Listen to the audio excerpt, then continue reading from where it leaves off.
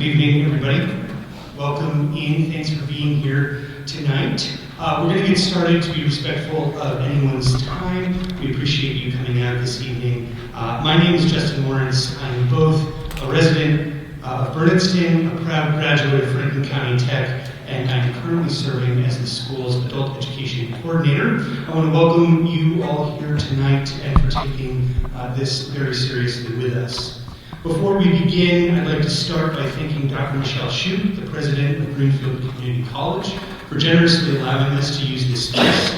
GCC has been a strong educational partner of Franklin Tech over the years, and we really do appreciate their support in housing us tonight. We're here to learn more about the proposed building project for Franklin County Technical School.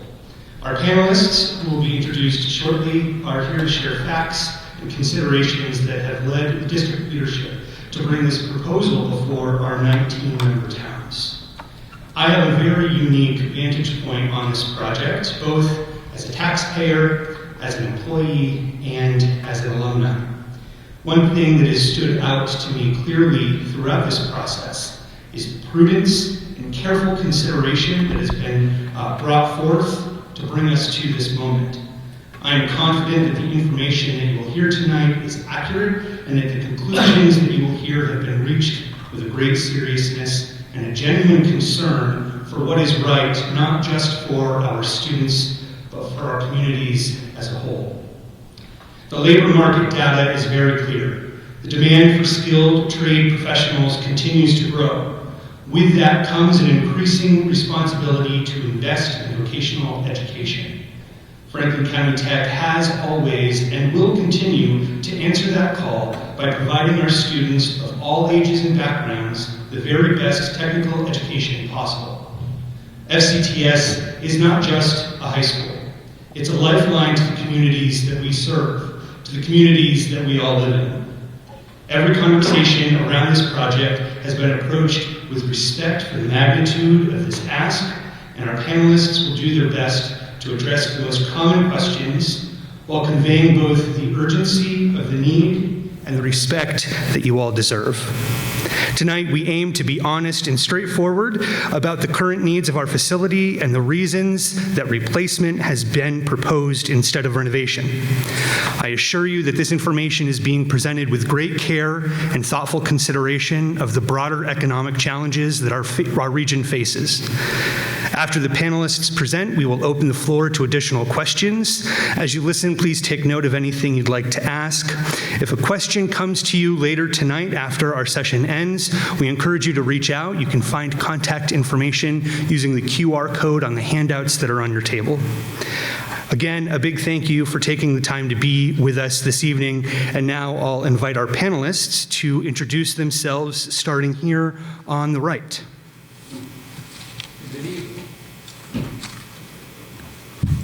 Good evening. I'm Rick Martin, Superintendent Director, Franklin County Technical School. Good evening. Liz Bouchard, Business Manager at Franklin County Technical School.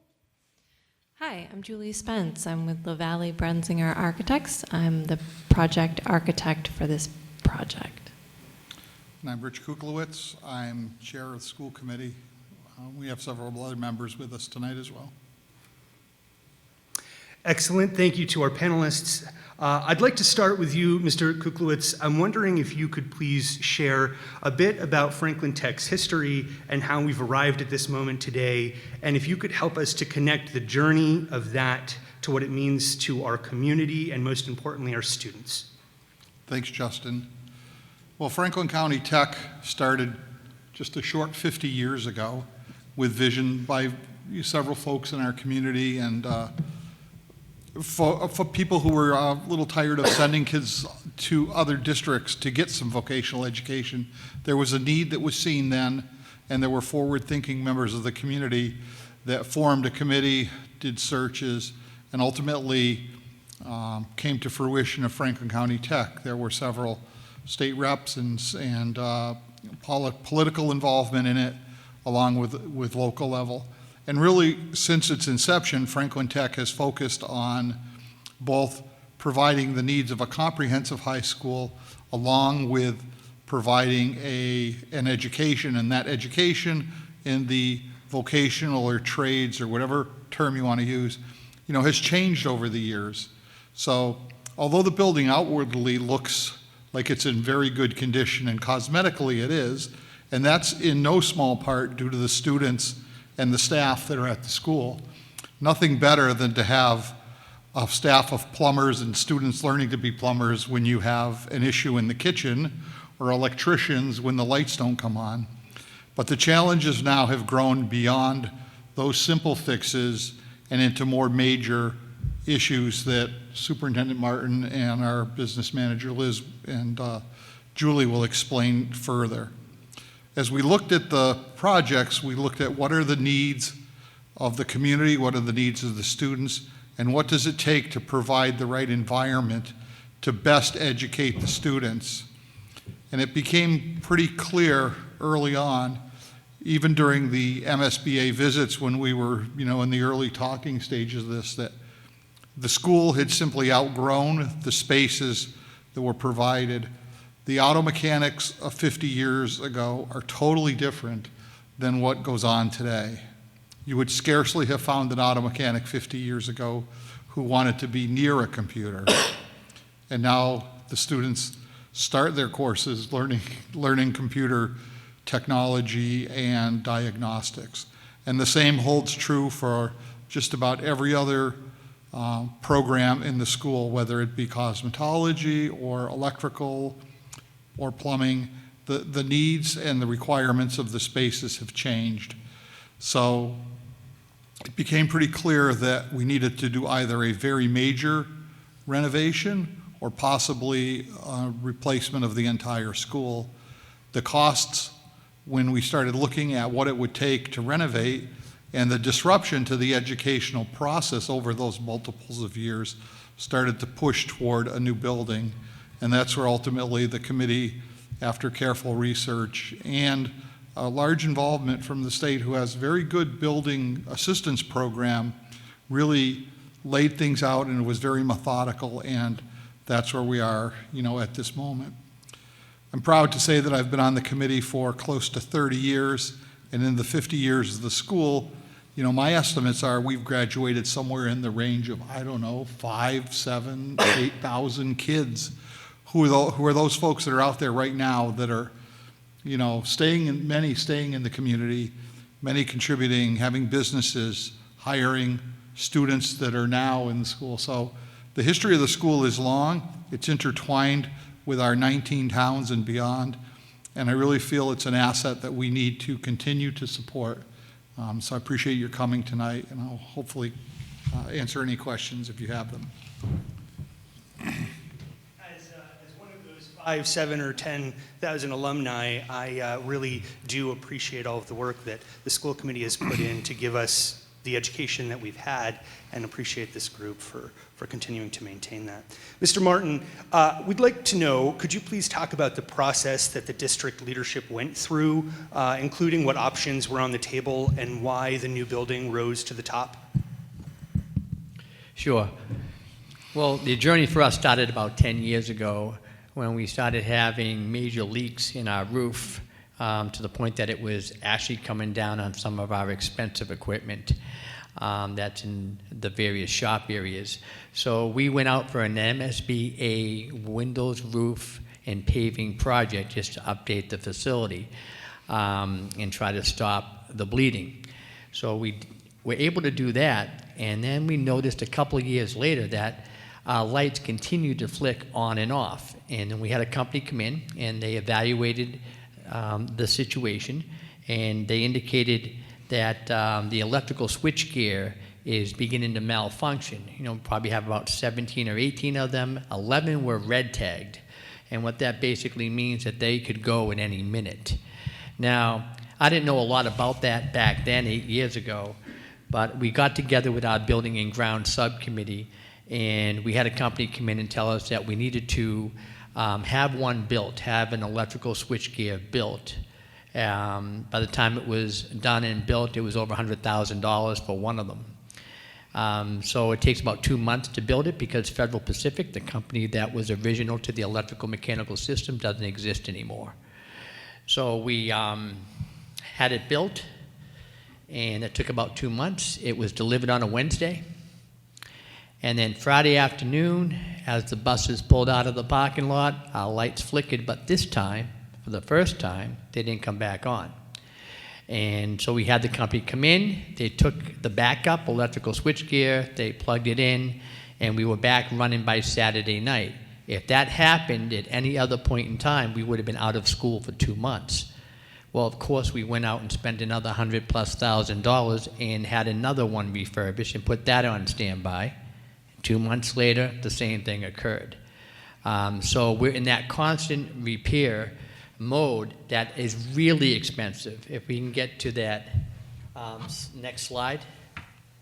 So when we started to realize the cost of a full electrical mechanical system in excess of $30 million, it started the conversation to apply for the MSBA core building project. So we did that. The first go around, they didn't come out and take a look at us, and we were denied. The next go around, we were entertained by the group of the MSBA, which is the Massachusetts School Building Authority, and they came out and toured our facility.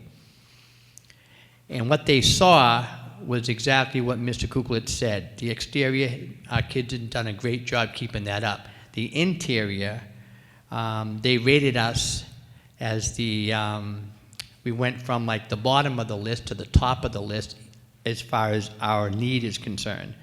And our electrical mechanical system would be in excess of 30, but once you do a major renovation like that, you are then obligated, and you're out of the grandfather clause, to do a new roof. We've already put 2 coatings on the roof. You're not allowed to put a third one. The next one is a complete tear down and rebuild of the existing roof. And that would come with about a $17 million price tag. Then we're talking about the underground sewage system. On several occasions, just in the last calendar year and times before that, we had to remove whole sections of our student population to other areas of the building because of sewage leakage that we couldn't readily identify at first. And that happened several occasions. We did have a company come in and they were able to rectify that. That will be an ongoing, but that would become part of the replacement that is in need. That would be approximately $10 million. And then the whole thing to just fix what we've been putting off is about $75 million. So we looked at that and saying, geez, that's coming pretty close to getting something that we don't have to keep fixing. And so we were in that situation. We were able to work with the current MSBA group and the designers and the estimators, and to bring our current building up to code would be $103 million. All of this, whether it's the $75 million or the $103 million, comes with no pennies back to our towns from the MSBA reimbursement. Where a facility after reimbursement would be about $125 to $128 million, depending on the final numbers. And that would come with the reimbursement in the last 50 years without having put money into it, where if you spent $75 million or $103 million, you're going to constantly put money into it to keep it up and running because it's not new.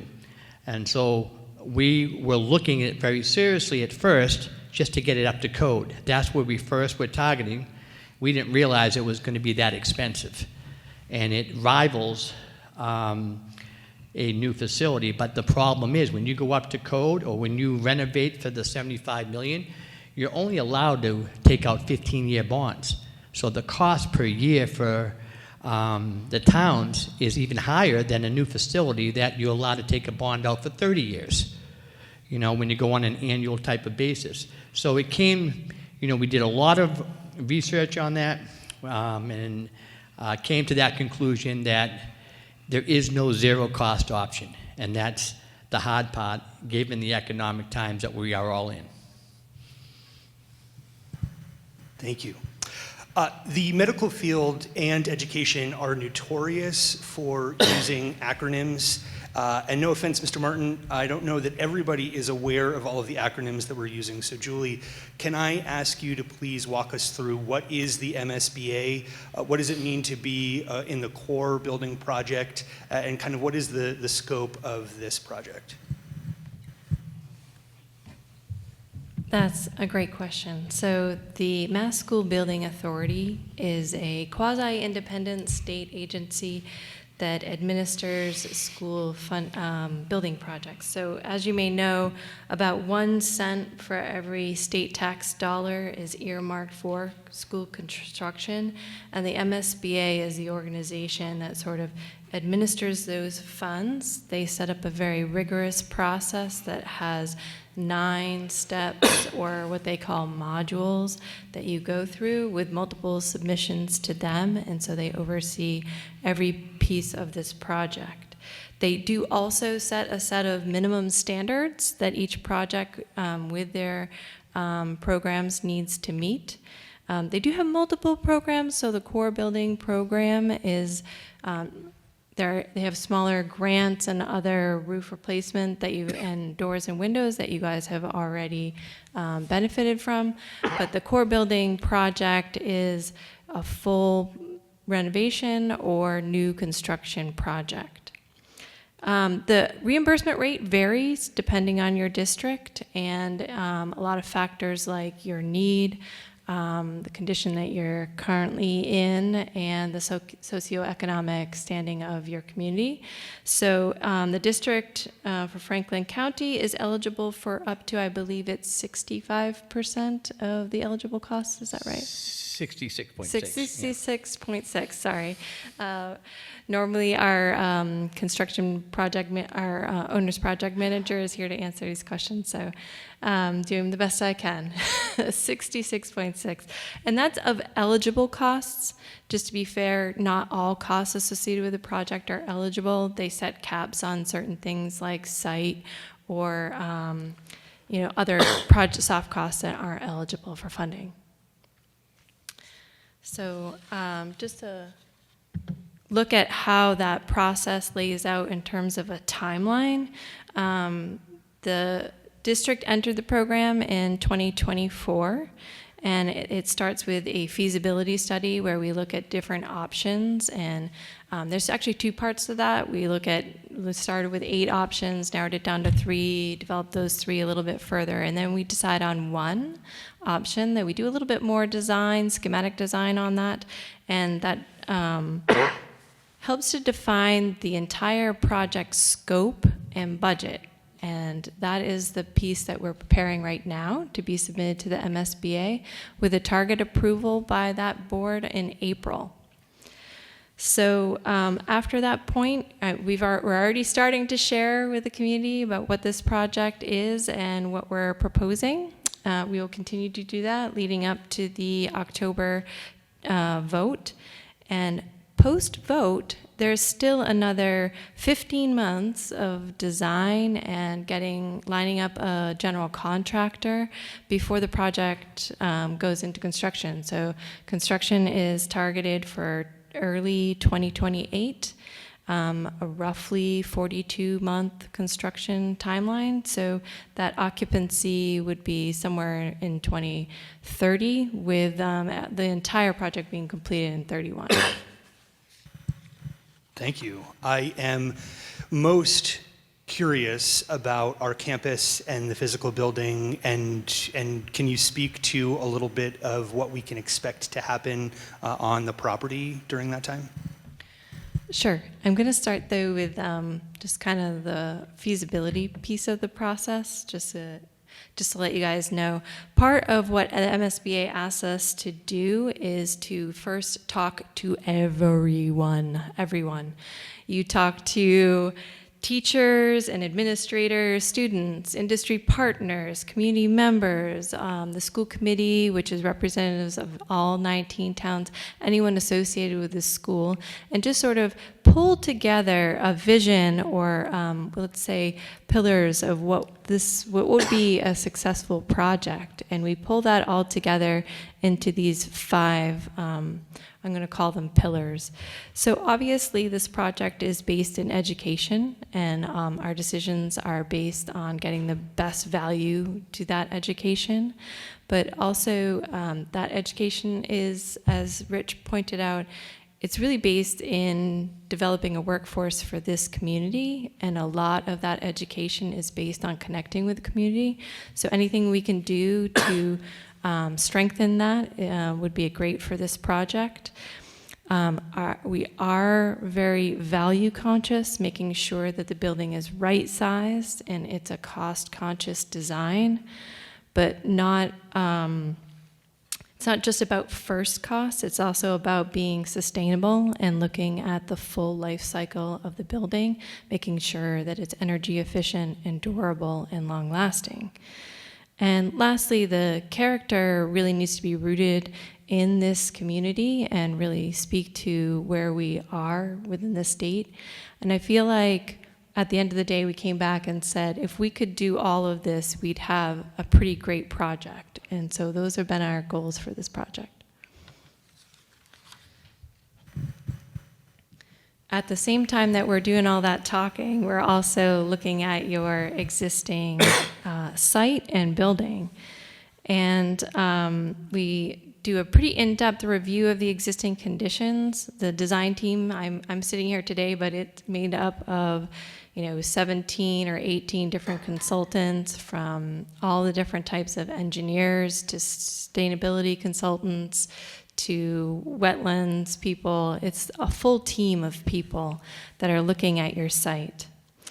It's a largely one-story building, if you're not familiar with it, on a 48-acre site. It's a pretty flat site, the limited grade issues. There's no wetlands and there's no ledge.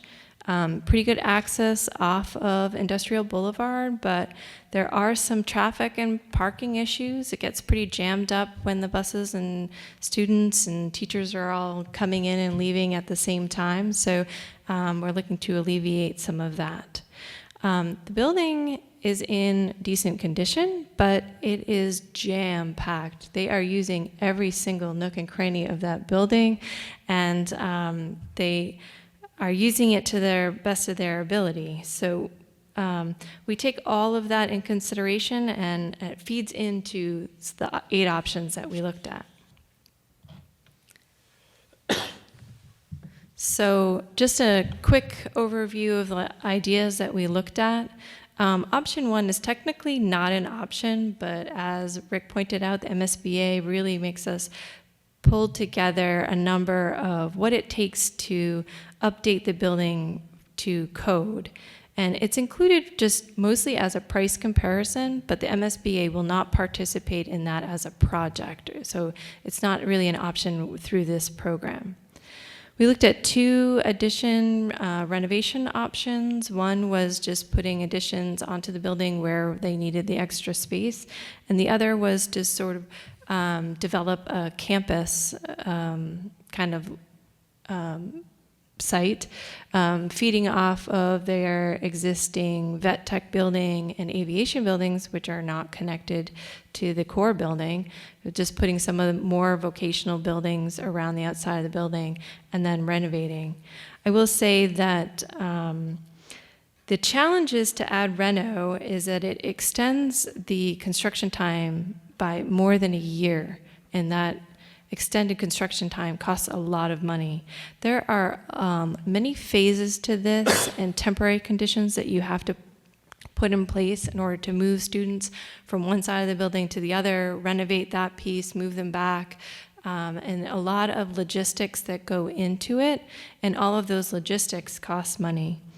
And at the end of the day, the building doesn't have the same longevity or energy efficiency as a new building, and you are working to educate these students while all of this construction is going on around you. So it does not have a great educational benefit during that time frame, I'll just say that.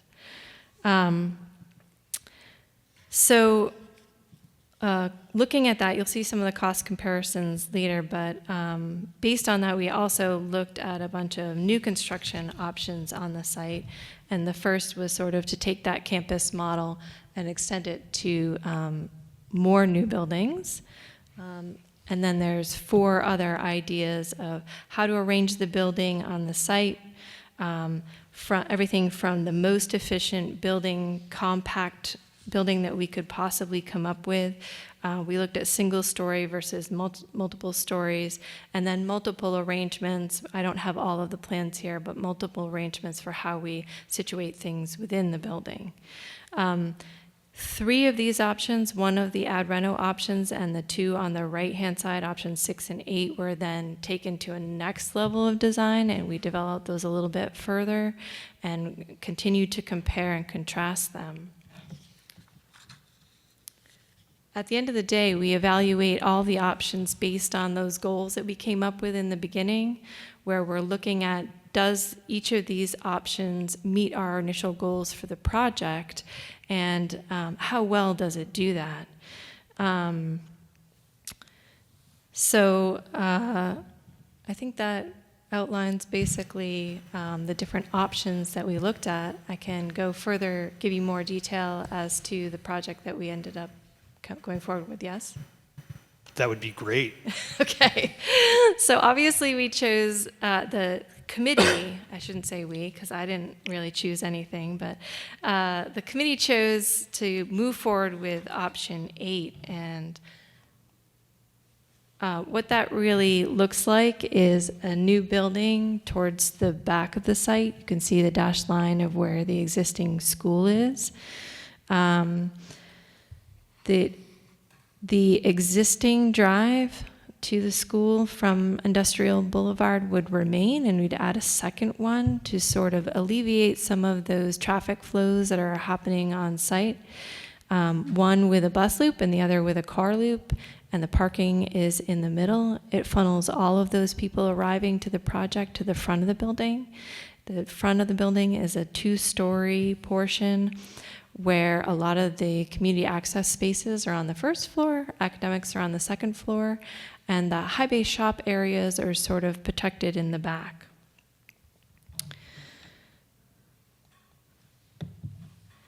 This is a first floor plan.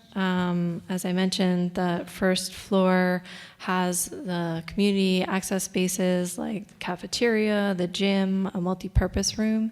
The decision to not go with a full auditorium, but simply a room that can have many different functions. It can be everything from a presentation space to a career fair to a Skills USA competition, and focusing more on getting everyday use out of spaces versus spaces that would sit there empty.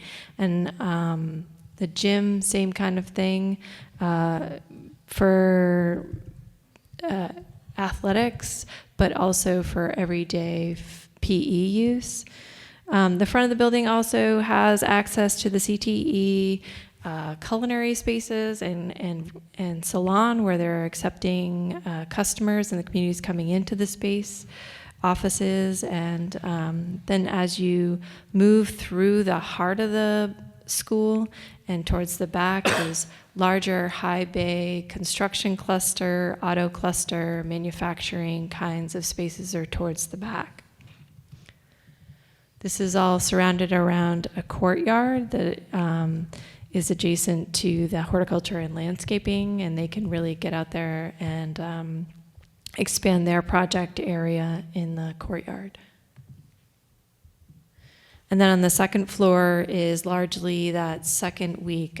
You guys have the shop week and you have the academic week. It's largely the academics, but there's also CTEs that connect with that. So the health sciences, CTE is next to the science and math areas of the academics, and the arts CTE is adjacent to the humanities section. So what the vision of the project is a design that's part of the community. Franklin County has a very rich history of industry, starting with the mills that developed this area, And so the design looks to embrace that mill character, but combine it with a more modern industrial character, specifically in that industrial boulevard area.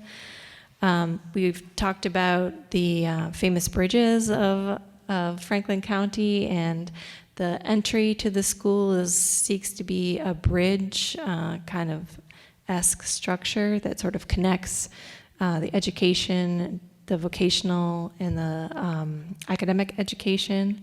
It's simple, cost-effective, durable materials, and I hope that you guys embrace it and we struck the right note. Thank you, Julie. I kind of had you in the hot seat there. I appreciate all of that information. The other thing that I will share from my perspective, I sit on the school's safety committee, and the structure that's being presented is far more conducive to student and staff safety than what we're currently operating in, and I think that's a really important conversation point, especially as we progress from 1975 when the school was built to 2026 and 50 years later and what that means. I'd like to turn the hot seat over to Mr. Martin because I think that one of the most important goals, at least for me this evening, is to talk about the brass tacks and kind of the bottom line. So, Mr. Martin, can you share with us the cost of this, what it will be to have the MSBA reimburse us, and how those things kind of compare to some of the other building projects happening around the Commonwealth? Okay, sure. As far as the cost is concerned, we just heard a presentation regarding the various options. And when we looked at the various options, cost was first and foremost on our agenda. And believe it or not, the renovation cost that was outlined and the ad rentals were more expensive than a brand new building. We were surprised by that. Not by a lot, but $4 million is a lot. And when you're talking, the type of economy that we're currently in. So the flat cost for the building initially started out at $197 million. And when you calculate soft cost, that was talked about a little bit, that is all of the non-educational spaces which are not reimbursed by the MSBA. It kind of gets down to about 48 to 50% of what's actually reimbursable. So you'll hear schools talk about that 66.6%. That's your qualifier. But when it comes to the actual reimbursement, calculating soft cost, when you have an old building, you got to tear that down, the site work that's involved, it's between 48 and 50% reimbursement. So that takes it. Then when there was the MSBA had a change in their calculations, which helped benefit us a little bit. So that $197 million building dropped to $193, and the $246 million building dropped to about $238 in that ballpark, maybe a little lower, but that's kind of the number that we have now. So what that translates into our 19-member towns based on the EQV, which is the equalized valuation method, it will be breaking down by percentiles of towns. And the total cost for the building would be anywhere between $125 million to $129. Keep in mind, we're still in the schematic design phase. So we will have a definite cost soon, but we're in that range for the purposes of tonight's discussion. And once again, to bring our current building up to code, again, unfortunately, there's no zero cost option, would be $103 million with no reimbursement back to the towns. And then you got to keep pumping money into that kind of a building throughout the 50-year cycle. If I could just skip to the slide when we start looking at the percentiles per town, because I think the townspeople from the various towns I can see out here and have recognized from many meetings over the years would want to see what the percent is per town. Yep, you do have it up there. So that's the percent of the project that would be responsible for, out of that 125 to 128 or 9 million.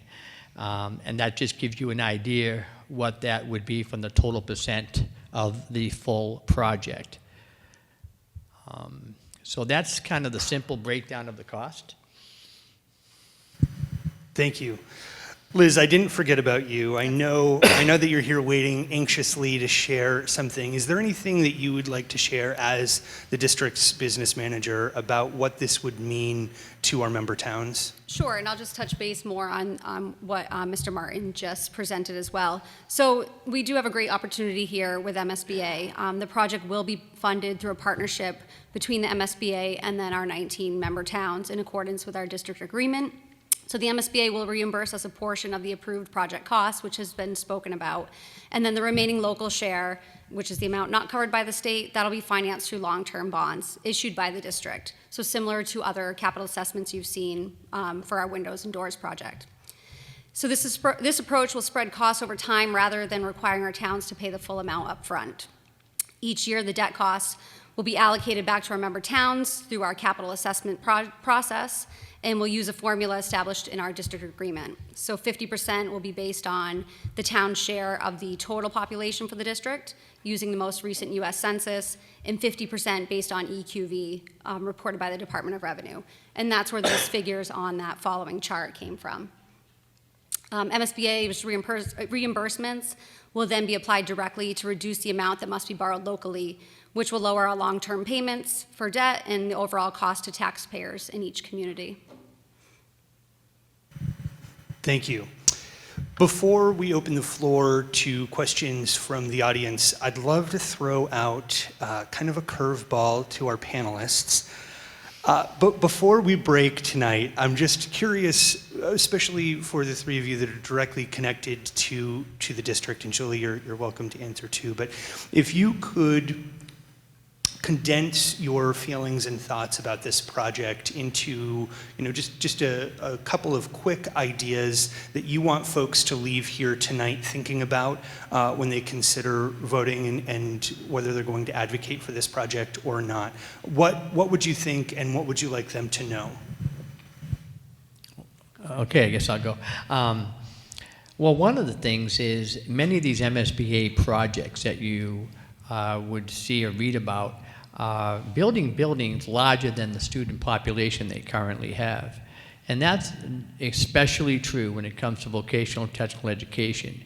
The information that I gathered through the Massachusetts Association of Vocational Administrators indicates that we are the only vocational school that's either being built, has been built in the last 5 or 10 years, that's actually going to build a facility smaller than our current population. And there are many reasons for that. And one of them is if we had a 700-person building, we currently have 650 in the building. If we built it for 700, we're talking about the difference between 600 and 700, nearly $100 million. That's just unacceptable, for the town. So we had to be cautious of that. Another point of emphasis is that these buildings are traditionally built at 80% capacity, so we should be able to accommodate the students we currently have, even though it's technically built for 600 students. Plus, we have all of our member towns which are struggling with enrollment. If we build a large vocational technical school, that would not be equitable to our surrounding towns. So we want to maintain the status quo and be able to help them and not build a facility that begins to draw students away from their member towns when in some cases, in many cases, they belong there, So vocational education is important. I just want to show one chart, and that's what I would like them to leave with, that end chart. You got it?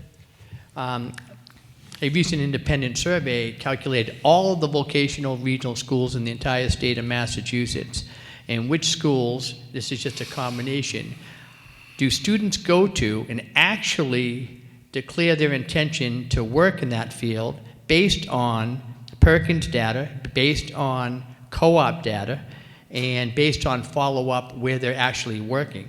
Franklin County Tech has We lead the state with our students coming to our school for a design purpose and then going out to the community and demonstrating that.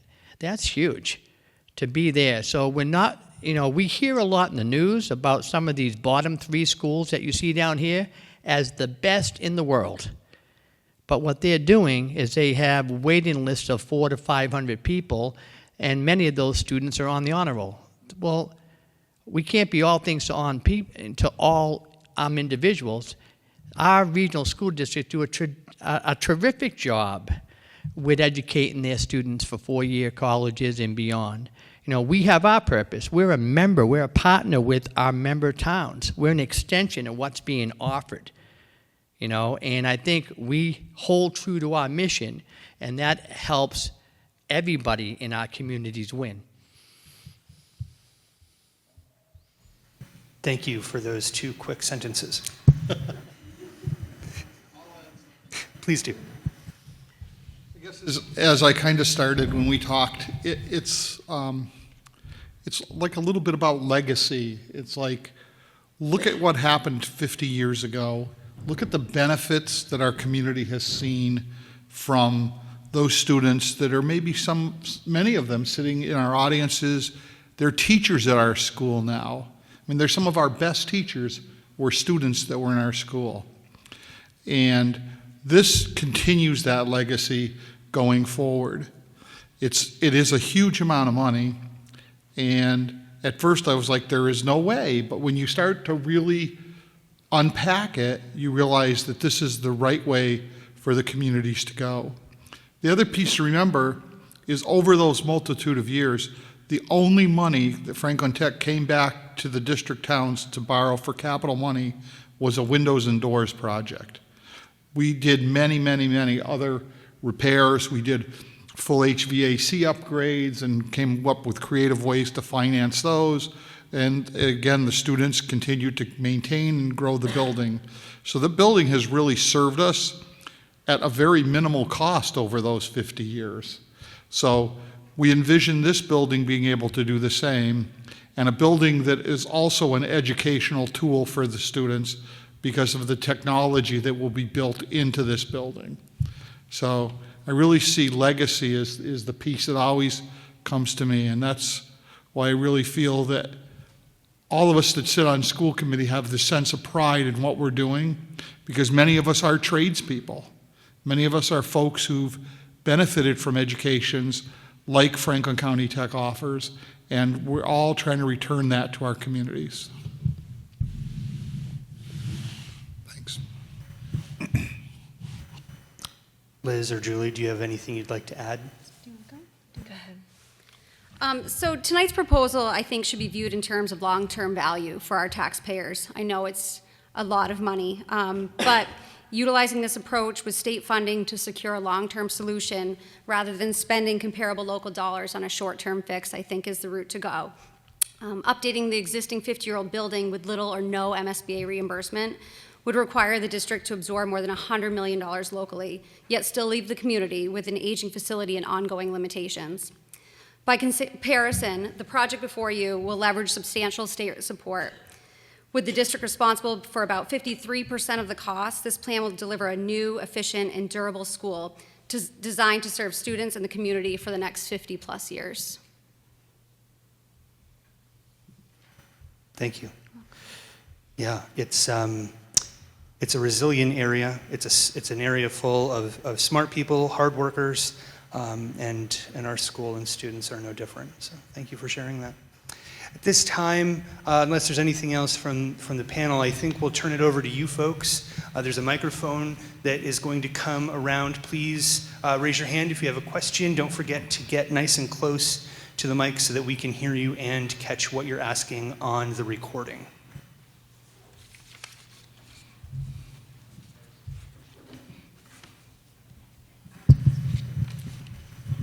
Hi, I'm Claire Chang. I'm the chair of the Finance Committee in Gill. I have a few questions. What's the term length for financing? For the bonding, the term will be about 30 years or just over, because it won't ramp up for a few years because there will be very minimal costs as construction and design and planning And that'll occurs. start in 2031 when the project is completed, or do we have payments up until that point? No, that's when, so payments will begin in about 2027, very small amount, if needed. We won't go out to bond until we truly need to do so. So payments will start ramping up in 2029, 2030. And then my next question is with the building, is it being built as net zero or passive house requirements, meeting those, or stretch code at least? It absolutely will meet the stretch code. That's a requirement. The MSBA does encourage sustainability, and they do so by giving you extra percentage points based on how energy efficient you're going to be. We are currently tracking to get every single dollar that the MSBA will give us, and we're going after all of those percentage points. We're also tracking any financing that can be garnered from Mass Save or other IRA national kinds of programs that will contribute for energy efficiency. But Yeah, it there is are no not, federal funding. it's not necessarily going to be net zero. Is there a reason why it's not being built to net zero? It's really challenging for the vocational schools to generate enough energy to run their schools. It's not a regular school. That's a piece of it. Is there any solar on site? There is not currently any solar on site. It's planned for the roof to be solar ready. We do have options that we're considering to have the solar as part of the project. That hasn't really been determined yet. We're still in the discussion tomorrow. About that. So the roof does not provide enough area for there to get to net zero. Yeah. So there would have to be additional site, and we don't have the room on the site right now. The system will be designed to be net zero ready, so if technology changes and you'd be able to get more solar out of it, then we will take advantage of that. Well, you've got a great parking lot. You can put canopies on the parking lot. Yeah. And I would also encourage EV charging stations as well. There is now a code requirement for EV charging stations, so we will have those, and the system will be designed for full EV charging the way that the code is laid out now. Yes, they absolutely could put the canopies up. 42,000 square feet. I think we need an additional 42,000 square feet of space to become net zero. So that's in discussions for tomorrow. Currently on site, we do have solar. Our new aviation hangar does have solar panels to help offset the costs for electricity for that building. There is, I would just add, and I'm all, for saving and doing this as efficiently and cost effectively and as close to, a low energy cost as we can, but there's a cost of that over time. And one of the challenges is we're building a building to last a very long time. And I've seen several projects where there was forward thinking in some energy savings projects that then after 5 or 8 years, they're back looking at new systems. So we need to be very careful. We have an excellent school committee member who's with us tonight who's versed in the HVAC world and the geothermals and all those sorts of things, along with great engineers and architects working on it. But we need to make sure whatever we build is going to last 50 years. And now we're building computers that are buildings that are running on computers, so we need to really be careful that we build with the right technology in mind.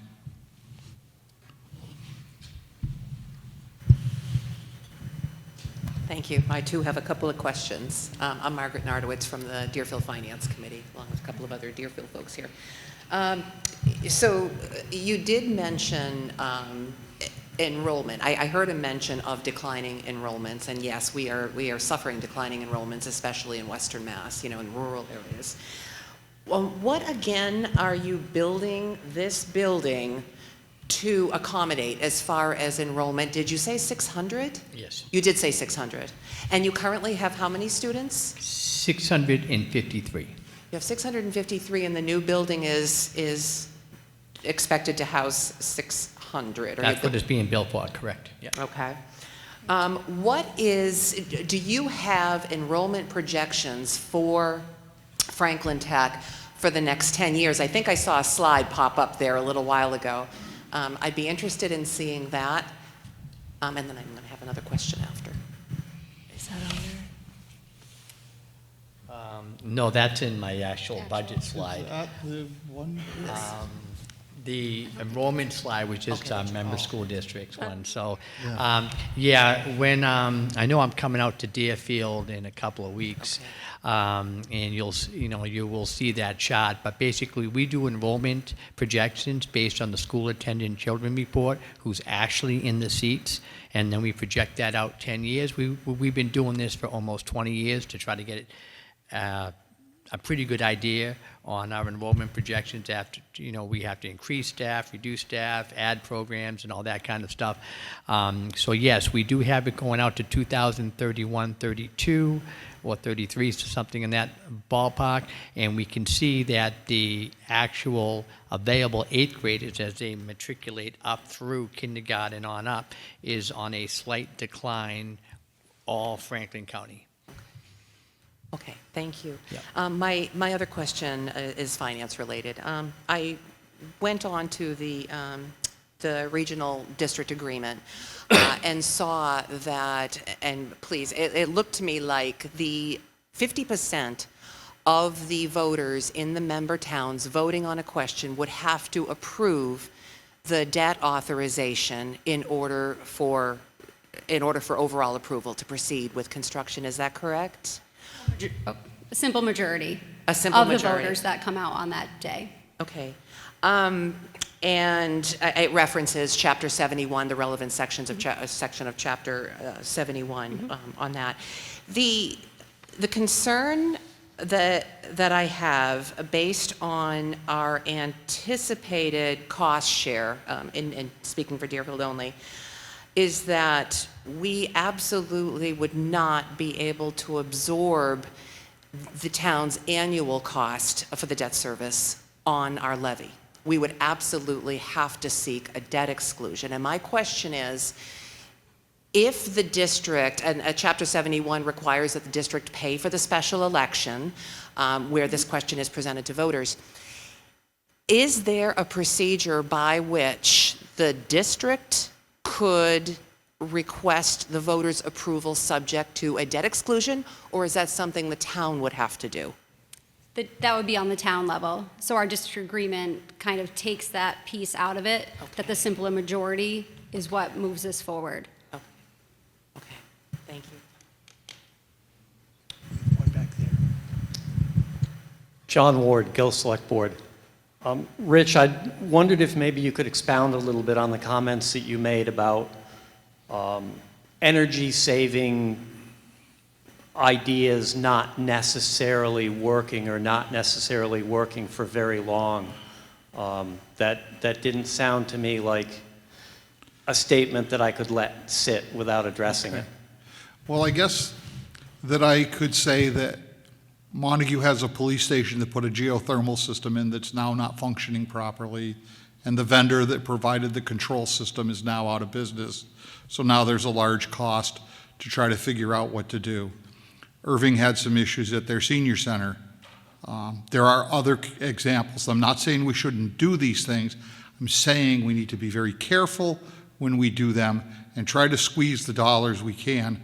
But we need to be working, in my opinion, I work in industry and I work with systems that need to last 30 and 40 years. We need to be careful that what we put in is sustainable, okay? The system, as much as the sustainable energy piece, we need to make sure that we have a system that's efficient, that's going to work, and that can run for 30, 40, 50 years. I didn't mean that I think we should put steam boilers in or anything like that. I mean that we just need to be very measured and careful in the approach we take to make sure that it lasts. Thank you for that. And geothermal is not a technology that has been well used here in New England. There are a lot of vendors that tried that and then got right back out of it, so it hasn't been supported, I guess is the best way to say it. I just wanted to make sure that not all renewable energy options were being painted with that same brush. No, I don't Thank think you. they are. I just think we're trying to go in with eyes wide open. How's that? With eyes wide open.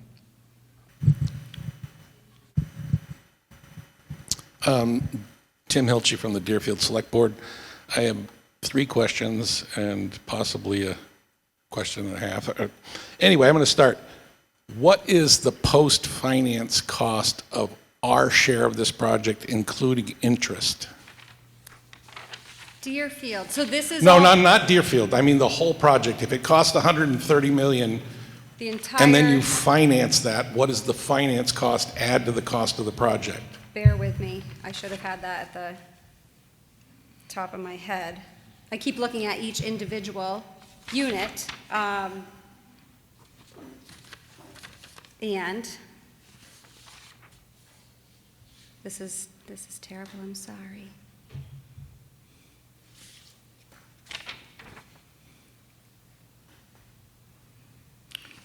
So I just want to make sure I'm reading off the right chart. So $254,876,000.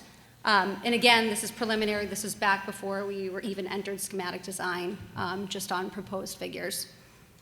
So I just want to make sure that I'm asking and you're understanding my question. So the total project cost is $254 million. The state is going to pay approximately half of that. So this would be our principal, the interest, so this would be for the long-term borrowing, Okay, so our town share of the the long-term. 19-member towns, Okay, correct. would be I just approximately. wanted to make sure I was grabbing the total number here, yeah. Okay, so I just want to make sure you're saying that over time, the 19-member towns will be paying off $254 million. Correct. Based on these initial proposals, MSBA formulas changed, so this should go down. Our project costs have changed as well through schematic design. So we'll have better figures for you over the next month. Okay, and during the 30-year payoff period, how many students do you anticipate educating at the school? About 600 times 30. No, it's 125 new each year, right? So No, it's about 100 in, right now we're. 150. I'm Yeah, sorry. we probably end up graduating around 150, but generally we bring in about 175. And then, with students, with the ebbs and flows, by the time they get to senior year, we're generally around 150. So, Is the number of 150 times 30. yeah. 150 times 30 is 4,500. Because when I started thinking about how many kids have graduated, I think, 600 kids, 50 Yeah. years. But you're right, it's each class. And I won't even ask you to tell me what the cost per student benefit cost analysis is, but, and then you mentioned that to go to 700 students, it would add 100 million to the project. Yeah. Right, and I'm Yep. not holding you to that. Yep. So what if it went the other direction? Instead of going to 600, you went to 500. What would that do to reducing the cost of the project? I don't know that MSBA would have even allowed us to go to that number. Okay. Based on all the analysis they did and the stats that they had, I don't know that they would allow us to, especially with the enrollment we currently have, that they would have offered us So to in go other- to that level. That gets rid of my next question, which was, what could you build for 125 million? And that wouldn't allow you to house the number of students that you have to house to qualify for this. Right, the MSBA's numbers for our school is actually higher than what we're building it for. It took some careful talking from Superintendent Martin during some of the preliminary meetings to get the state to even agree to the size that we requested.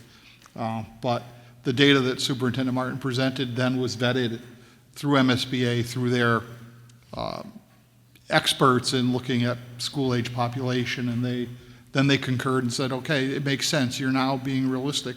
And the school committee was concerned about this because we've seen schools in not only vocational technical schools, but other schools that have been built for a population of today that shifts over time and reduces.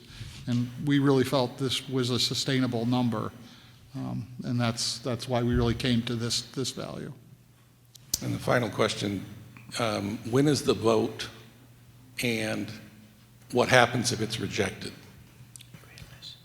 So the vote is proposed for October 6th. If it is rejected, there's a chance that we will not be allowed back into this project. The MSBA has already funded us and they're reimbursing us for the feasibility study that we're currently in. We didn't go out to bond for the feasibility study, but there's a lot of costs associated with it. And they have continually been reimbursing us at that similar 64%, 60% reimbursement rate is at what we're at right now. So whether or not they would allow us back in and to enter into another statement of interest, we're not sure if they would reinvest in us. It may take years, it may never happen. So there's really, as Mr. Martin said, there's no zero cost option. If this does not happen, we will have to continue to invest in the school, which would be, again, capital assessments to our towns for the roof and the electrical switchgear and all the mechanical system upgrades. So there just would be no MSBA backing. I don't know if you wanted to. And for shorter terms, because, again, we don't get that lengthy bond for Correct. a 15, for a renovation project. Right, because we'd be investing into a 50-year-old building, so bond terms would definitely change. Hi, I'm Paula Kinsella from the Buckland Finance Committee. I just want a point of clarification. You say that the building will be built for a smaller population. However, what is the difference in square footage of the current building? Because I know the requirements per student of square footage has changed. So is this building actually larger than the current building? Yes, and that's a great question. So when they are building all new facilities across the state, and you're exactly right, the per square foot per student has changed. It drastically changed for vocational schools because of the safety element. If you go into a welding shop or an electrical shop, the kids are right up against shop machinery and all of that kind of stuff. So they have to build those spaces substantially larger than the space that we currently have. So how much bigger is it? So we are 160,000 square foot currently, and we would be 220,000 square foot. And that would just be the minimum that we could go. And that's not including having an auditorium and all the other bells, that we took out of the project. So, and the life expectancy of this new building is 50 years? Yes. So does that mean in 50 years we're looking at another new building? What does that mean? Because we're still paying, I just looked at last year, we still are paying off debt, capital debt for Franklin Tech. We're still paying that. That was the windows and doors project. Right. And again, as I mentioned, was the only time in the 50-year history we ever went to the communities. And that was about 10 years ago. So that debt will be pretty close to retired by the time this project gets going. Okay. And then my last question is, we were kind of surprised to hear about this project, the price tag on the project, I should say. We knew it was sort of brewing, but the price tag was a big surprise. You have any reason or why you didn't come to the towns? And the towns, we don't feel like we had input into whether or not renovations or a new building. I didn't feel like we were part of that decision making. I just can't imagine that Buckland can afford this. As far as joining us started with it, then I'll end it on that. Slide on Yeah, the escalation of costs, maybe. yeah. This one? Or the other one that shows kind of, I don't know if you wanted to go. Yeah. into that at all. So just to give you some context, MSBA projects, this is a chart that comes right from their website. And we looked at, it was Greenfield High School as a comparison, because that's one in the area that people knew. And at the time that was constructed, that was the cost of construction at that time. What the upper number that's circled, that's roughly where the Franklin County Tech project is.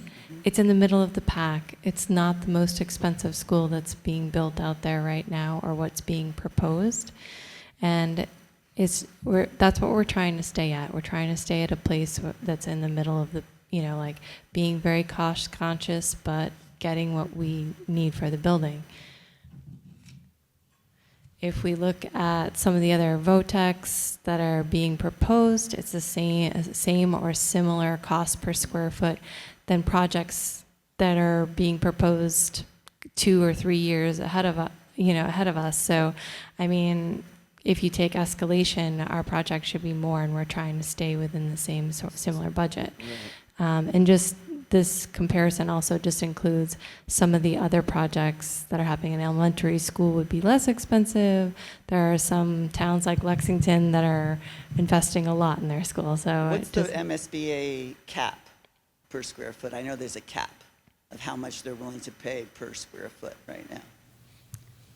Is it's such a I want to say, in talking with our project manager the other day, I think it was $630. So anything over that $630 per square foot, the towns are paying, Correct. which adds more. And I don't want to be Right. quoted on 630, but Right. looking at his chart the other day, I believe that's where it landed, right around $630. And we had to follow a very strict MSBA timeframe during this process of moving from the feasibility study to the eligibility to the design to the schematic design phase. When we got the price, it was it came to us, and like 2 weeks later, we had it out there.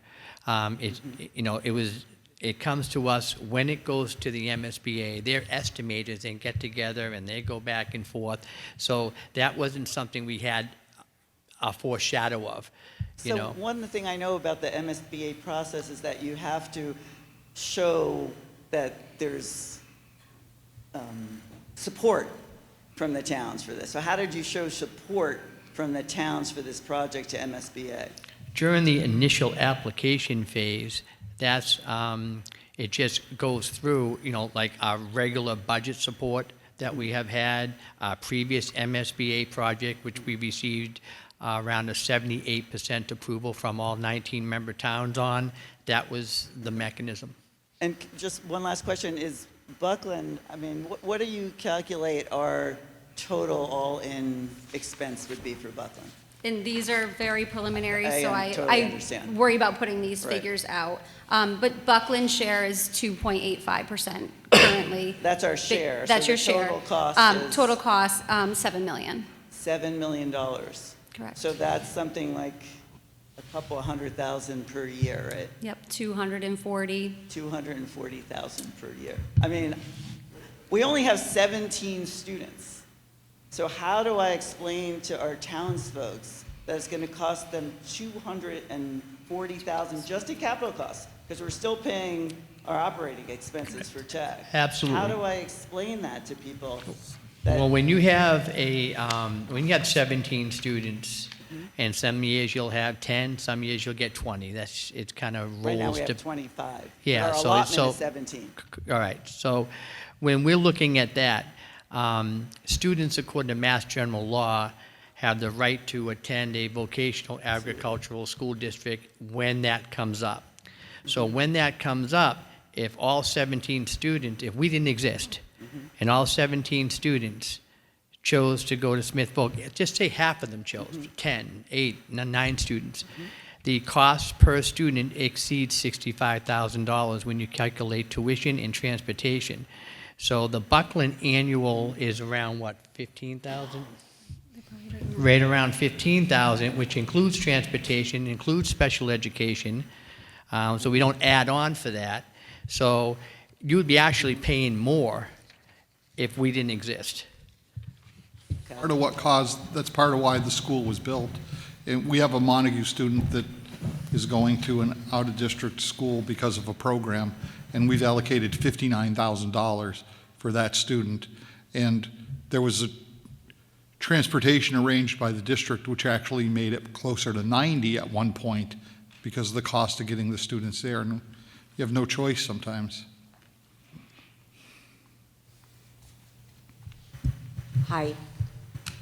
I'm Ginny DeSorga, the mayor of Greenfield, and I wanted to follow up on a question that Deerfield had. Greenfield would not be able to afford this, I don't believe, without an override. So if the vote passes in October, Do you have a timeline by which our city or other municipalities would need to have that override vote? And would that impact when the city started to pay? So it's really going to follow along with our timeline and when we need to go out to bond. And like I said, it will, increase over the years and will continue to ramp up when we're in full construction. So it'll be on each town, each member, to determine how they're going to fund the project, whether they go out for the debt exclusion, which most likely would be the case. So that would be handled at the town or city level.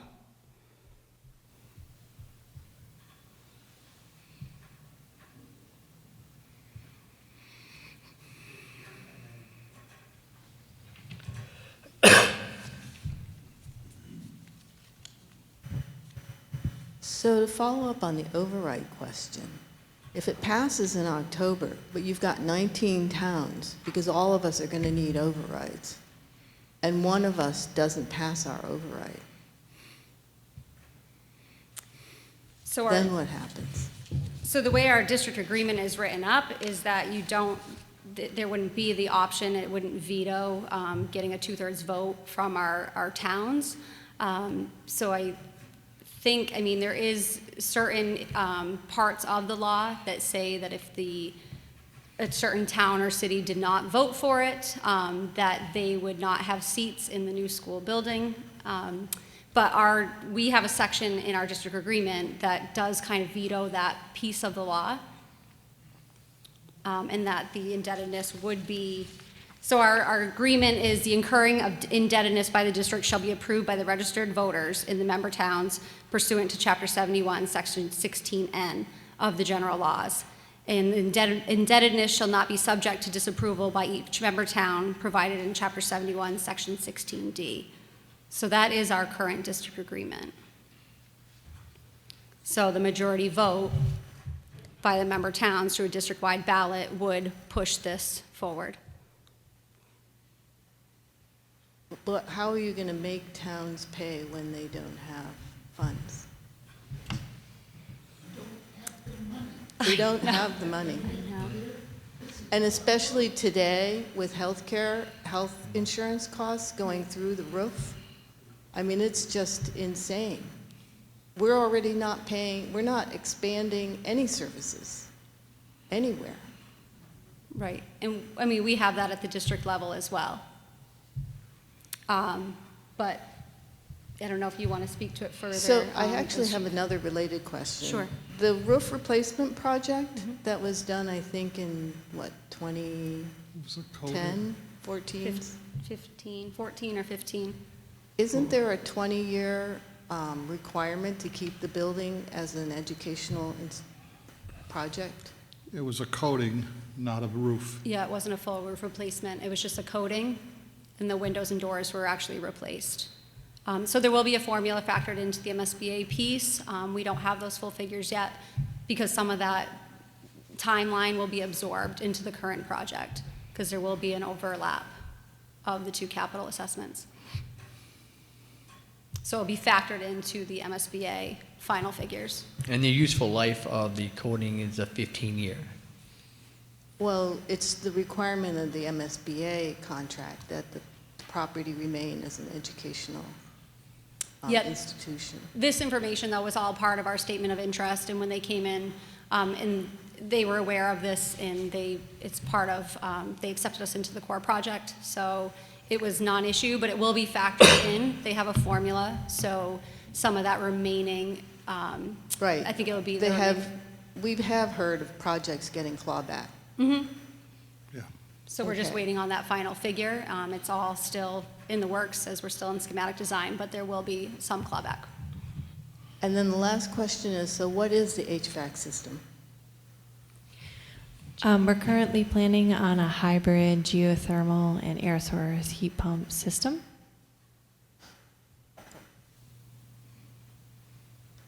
Okay. Just what Rich said was an issue. Hi, Jim Cambias, Deerfield Finance Committee. The apportionment of the share by town, that's a formula, I believe it's based on town tax base and so on. Is that going to be fixed at the time of the borrowing, or is that going to fluctuate over the course of the 30-year So it would, payout? it would fluctuate based on census, and then when the DOR reports out, so that's every 2, and then census is every 10. So that's the same as when we do our capital assessments to our towns for the windows and doors project. There is some slight changes, from 22 to 24, there was a huge increase on EQV.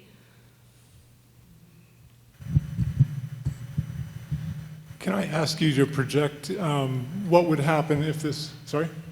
Oh, Bruce Lessels from the Buckland Finance Committee. Can I actually ask you to project what would happen if this project is turned down by the voters? How would you, I mean, you would proceed, the school would run. How would that work? And I assume you wouldn't do all that maintenance in 1 year, and you would do it over maybe as much as a decade? In that case, the cost would be much less per year. So can you either project that now or provide a pro forma, sort of a projection of what that could look like if this project didn't go forward? Yeah, in my opening remarks, we talked about the critical infrastructure that we currently been battling with for about a decade.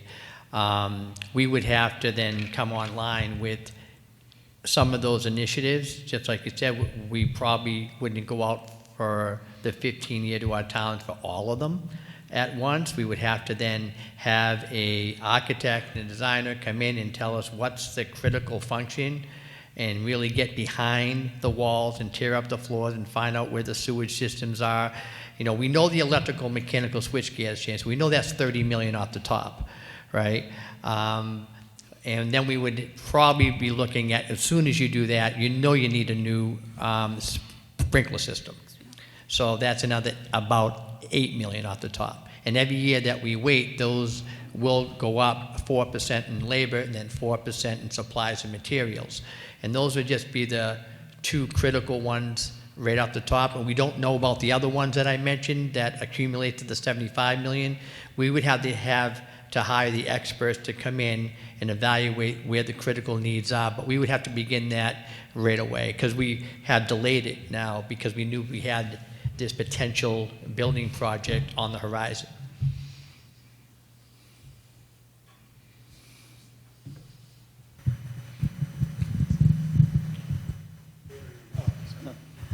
Hi, Paula Consolo again. The way that this vote will be conducted, you're saying maybe October 6th of this year. It's a general public special election, basically. So people have to know about it. People have to go out and vote. It feels like a small town like Buckland has no voice, because we have maybe, what do we have, 600, 700 voters? I mean, this vote will be done by the larger towns, not by a small town like us. That will make a difference, right? So is there another way that you could conduct this voting? Is this the way you've chosen to do the vote, or is there another way to do it? The district agreement determined that. The district agreement determines how the vote is done. Okay. I would argue every vote counts. Every vote counts. Every vote but- counts. And, you know, a larger community might vote no, and the more of the smaller communities, you know, Buckland, Heath, the Hilltown communities, all might vote yes. I mean- So it matters. It matters. How many people in Greenfield? What's the population? You would have to ask the mayor how many voters. How many? I might be able to tell you that. Greenfield, 17,000. 12,000, right? So 12,000 all of voters, the towns in population West County. 17,000, don't have to population 17. Tim Hilchey, Deerfield Select Board. I know that some of the things I'm about to say are not on you, but there are many things about the way the Commonwealth runs that don't make sense anymore. And one of them is prevailing wage. Prevailing wage can add 25 to 40% on the cost of a job. You're educating people who are in the trades, and I was a union member for 25 years, and I respect unions. I'm saying this as a person who is not going to be here that much longer because, you know, I'm at the tail end of my life.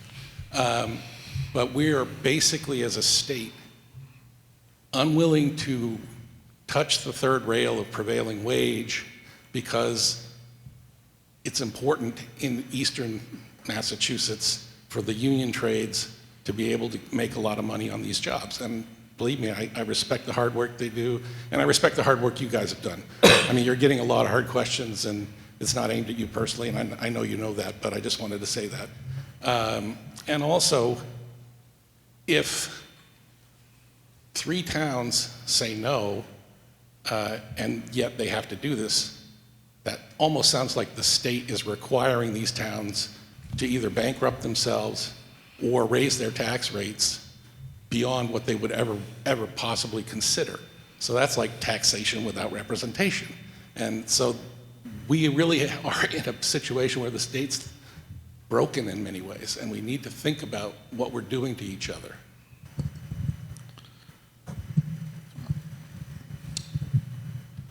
I guess I would say that I wasn't here, well, I wasn't a voter, probably, when the vote to build the school came, but it was the will of that vote, the way that the system is set up in that district agreement, which is very, very similar to most district agreements I understand throughout the state around this setup.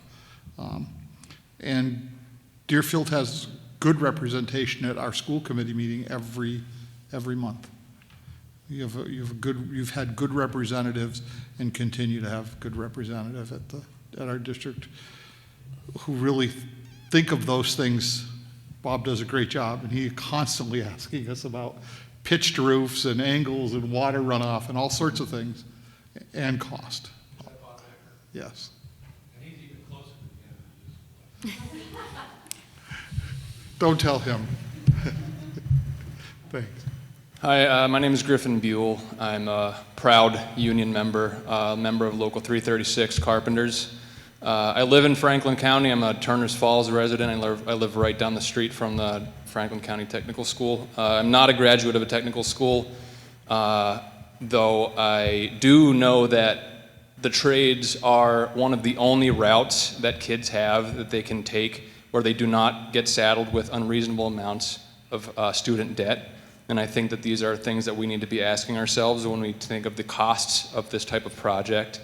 I think it is very important. I mean, I won't touch the prevailing wage rate issue, though I will say that these are area standards that are very important to maintain, and they allow for people who not only spend their days working very hard, but put they spend their bodies every day when they go to work, and these prevailing rates allow for proper pensions and annuities to be paid to working people so they can retire in dignity.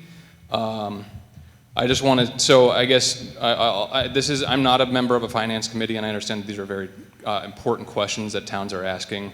I do hope that we can find a way to invest in our students, in our kids, and especially with the way things are going right now, I think it is incredibly important that we look to the future and give kids the opportunity to not have to go to college and to learn a trade. I was taught that the trades should be would be a backup, or sorry, I was taught that a college degree was a good backup plan. I think it should be the opposite. I think that trades should be emphasized more. I'm a proud carpenter.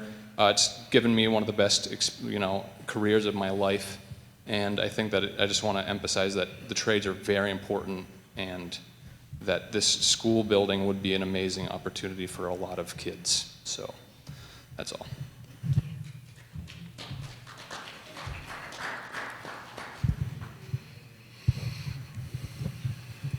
Bruce Lessels from the Buckland Finance Committee. I just have one comment, I guess, based on the way this is being decided, and that is that I can foresee the vote going in favor of this project, and then Buckland's citizens voting down a projected override. And I just want to make clear where that puts us. You know, that puts us in an untenable situation. We can't run the town. We don't have any, and because these amounts are really beyond our ability to absorb them.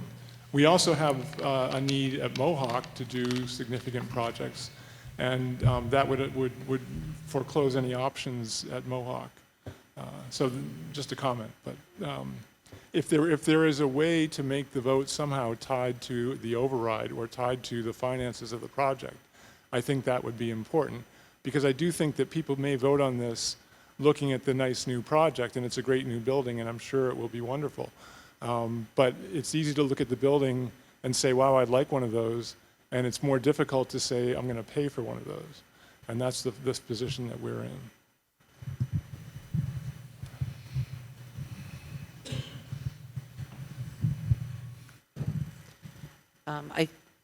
I completely agree with that sentiment. I think Deerfield is in the same position.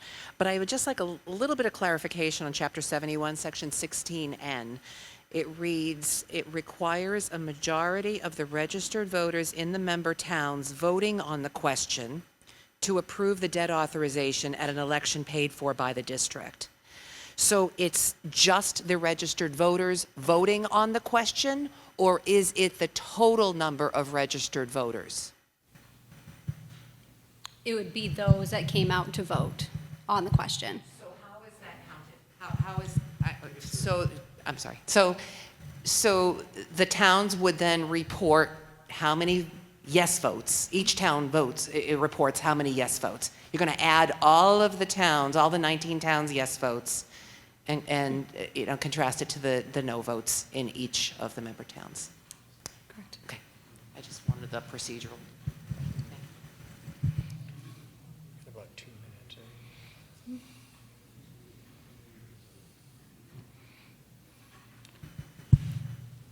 Take this opportunity to remind folks that even if you don't have a question now, or you're working on formulating a question, or a question comes to you later, people will always be available to you. You can scan these QR codes, find more information on the district website, as well as contact information. The slideshow that was presented today will be available to folks, but we are still here and can continue to answer more questions if there are any. Seeing none, we'll proceed to a vote. Just kidding. No, sorry. Want to remind folks that October 6th is the proposed date for the bond vote, and that the next public forum will happen here at GCC on May 6th. We're hoping that we will have more data and solid numbers to share. So you're all welcome back on that day for continued conversations. And I believe... Did you have a question? Oh. A quick comment. Please.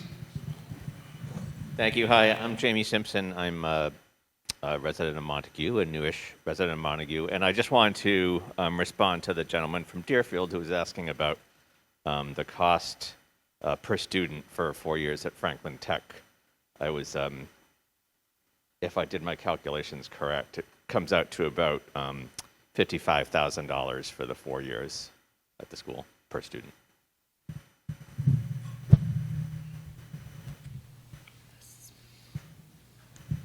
Anything else from our panelists? So we have an updated website where a lot of this information in better detail will be provided, and I'm sure the committee will be working to, as data becomes available, to get that out to the towns and try to get more firm numbers and move forward.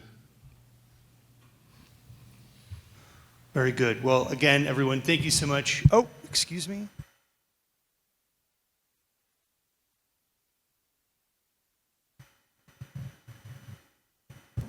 Hi, I'm Pam Brown, and I'm on the Town of Leiden's Finance Committee. And I just have like a general question about building projects. To me, 50 years doesn't seem like a long, long time for a building. And I just wondered if buildings ever get designed for 75 or 100 years. It just, we're looking at borrowing money for 30 years, then having 20 years off and going back into this huge expense per student. I'm 100% love the project and would like to be able to support it, but it's what can we afford? A general construction question that is impossible to answer. Of course, there are buildings that are built for longer amounts of time, and I think we would love for this building to last more than 50 years. I think that's the projection. That's as far as we can offer in terms of knowing what the world is going to look like in the future. I think that there are plenty of other types of buildings that last longer. I think the function of an educational facility lasting that time frame, a lot has changed in education in that 50 years, and there's been a lot of they do the best they can to adapt, and we build these buildings to adapt to education changes, but there's some things you can't predict. Also predicting how technologies respond to being energy efficient. I think that 50 years ago we were looking at it very differently than we look at it now. I hope that somewhat answers your question, but it's a really hard one to answer.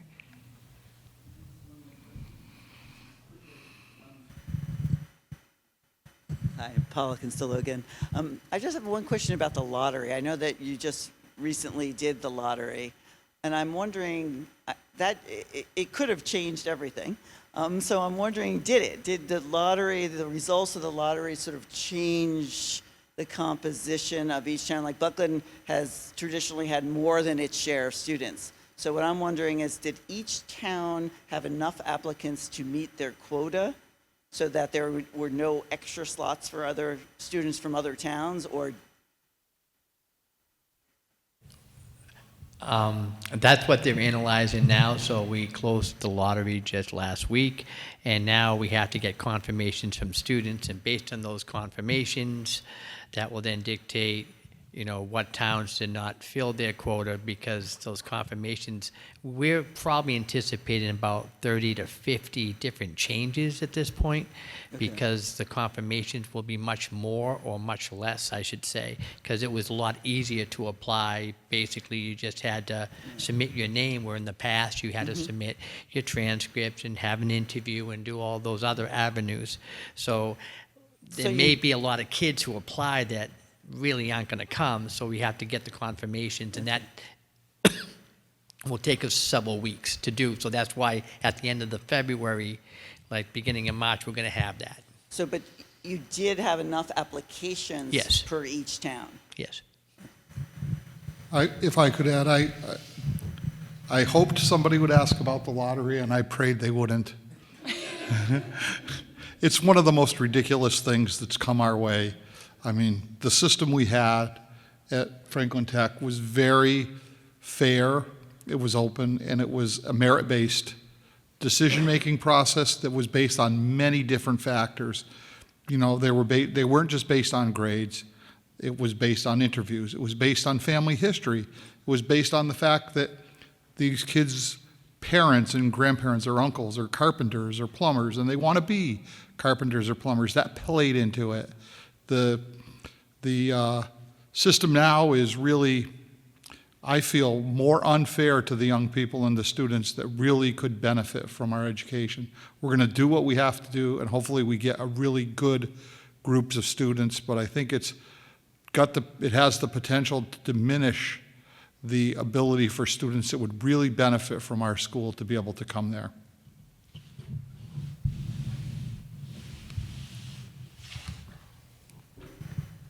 Are there any other questions, comments, concerns, points of order that folks would like to share this evening? Yeah. Hi, I'm Art Schwenger from Heath. I'm the representative on the school committee from Heath. Excuse me. I just wanted to make a comment, not a question, but I think it's good to remember what was mentioned earlier on, and that is that the towns haven't been asked to support this more than the original cost, except for one capital project for the, I guess, the electrical or whatever, or the windows, because the quality of education there is excellent and has been getting better and better and better over the last 50 years. And I was here when the school opened, and it was a very different kind of an education at that point. And over the years, we've gotten more and more quality to the education we have there. And if anybody's been there, you can tell when you walk in the building, the students are respected, and the students respect the faculty, and the administration is doing everything they can to use the students and give them skills to take care of projects that need doing at the tech school, which has saved an incredible amount of money, actually, for the towns, which is why we haven't come back to the towns for more money, except for the one time, I guess. And I just, the quality of education is really excellent, and one would presume that that would continue. I'm on the curriculum committee, and I know that we give a great deal of thought to whatever changes take place in the curriculum at the school and whether it's being effective or not effective with the students. I guess if I were to ask a question, it would be whether or not it's presumed that some of the things that might be paid for in this new project might be left for the students to do, some of the, like landscaping, that kind of thing, and whether or not that's been considered in terms of saving money for the total project cost. As far as the students working on the project directly, you know, given the parameters with prevailing wage and union workers, that would not be permitted. However, as far as our students gaining some really good life experiences and be able to use that as job shadow or observation data, that is certainly something that can enhance our curriculum.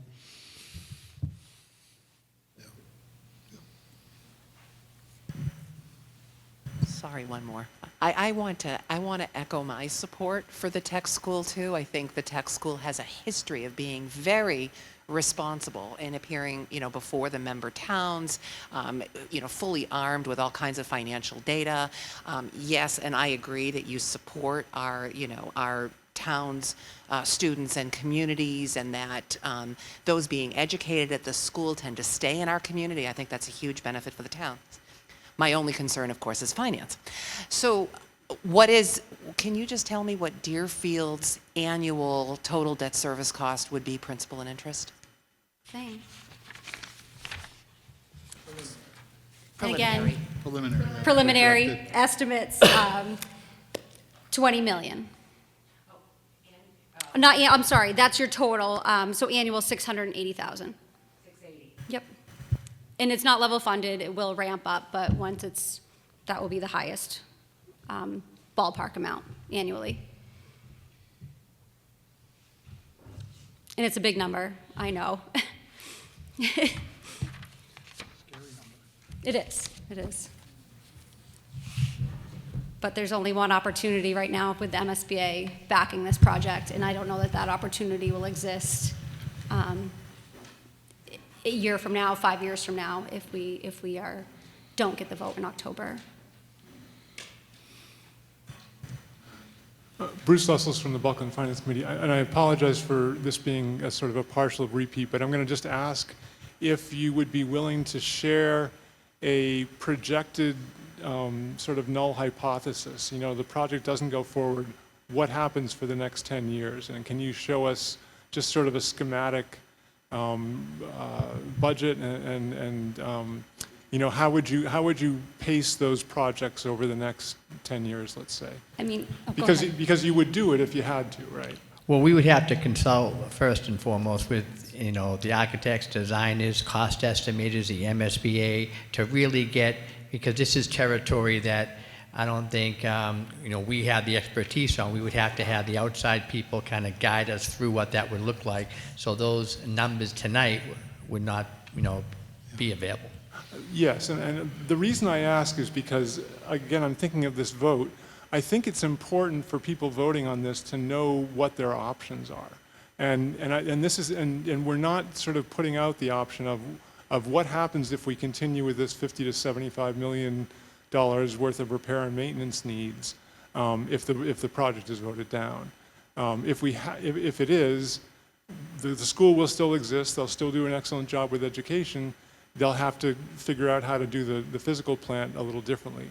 And I'm not, and maybe at some point in the future then, a new school does become necessary and happens, and is supported.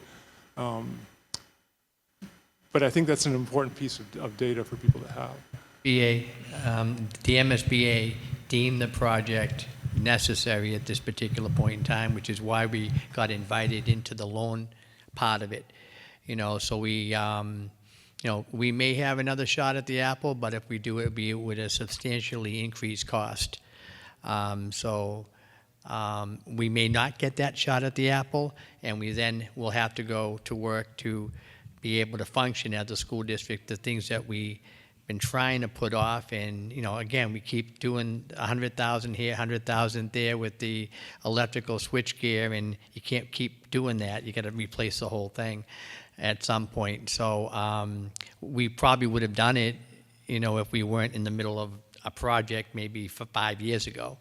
But we are at this particular point. We put that stuff off knowing that we were invited, and it was the MSBA that deemed us in need when they came out. Consider if we end up needing to, say, do a roof replacement, that's a rip the whole roof off type project. And, and then you have to meet code, at least for that section, with energy and so forth. So it's a major project. And while you're ripping the roof off, you can't have kids in the building, and you can't do the project of that size over the summer. So now you do things like temporary classrooms. And while you've got the roof ripped off, you're going to want to stage your sprinkler work, and you're going to want to stage your new roof, your new ceilings, and your electrical. So you end up with a project that will be a large number, maybe close to that $75 or $100 million that we'll have to pay for, and we'll only have 15 years to pay for it. So the doing it a piece at a time, a little bit here and there, if you're going to start doing a sprinkler system, you have to rip the whole ceilings out of doing that. And if you're going to do that, well, you should be doing the roof at the same time. It makes no sense because of the disruption to the students. So that's the challenge of trying to figure out how to do it over a decade. Maybe you can do it over 4 years, but there's a challenge there, and it needs to be studied. I understand what you're asking, but just... No, I understand that, but I think, this vote is by no means certain. And so I think it's important to have the next step either way, at least in front of you. And I understand that it would take a lot of expertise to come up with a really precise number, but I would guess, and maybe I'm wrong here, that there are people who do school construction often enough that they can come up with some general numbers and some general sequencing. I lived in Boston during the Big Dig, so I understand sequencing. And I understand cost overruns.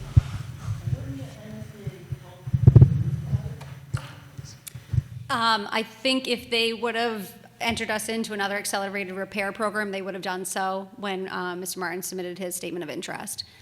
They deemed us a full core replacement project. The town's voted down. Oh, sorry. Right? If the town's voted down, it's a whole new scenario. And I understand you might not get into they might turn down that, but they might say yes. I mean, we don't know. We can't predict the future. Yeah, I just don't know that they'll invest in a 50-plus-year-old building. Right. But I mean, I'm with Bruce. I'm with Bruce. It just seems like it might be helpful to you to have the alternative so that people understand what the alternative is. Of course. There is no zero cost, as Superintendent Martin put out. And I hear what you're saying, and we can have further discussions at Building Committee and try to come up with some answers.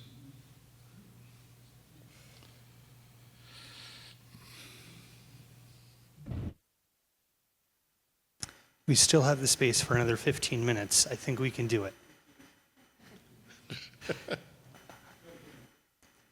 Are there any other questions or comments from folks? Well, we thank you very much again for coming out. We thank you for your questions, your comments, and your opinions. Again, please feel free to take a brochure, visit our website, and get in touch with any other additional questions. Hopefully we see you on the 6th. Thank you, everyone, and drive safe. Thank you to our friends at GCC.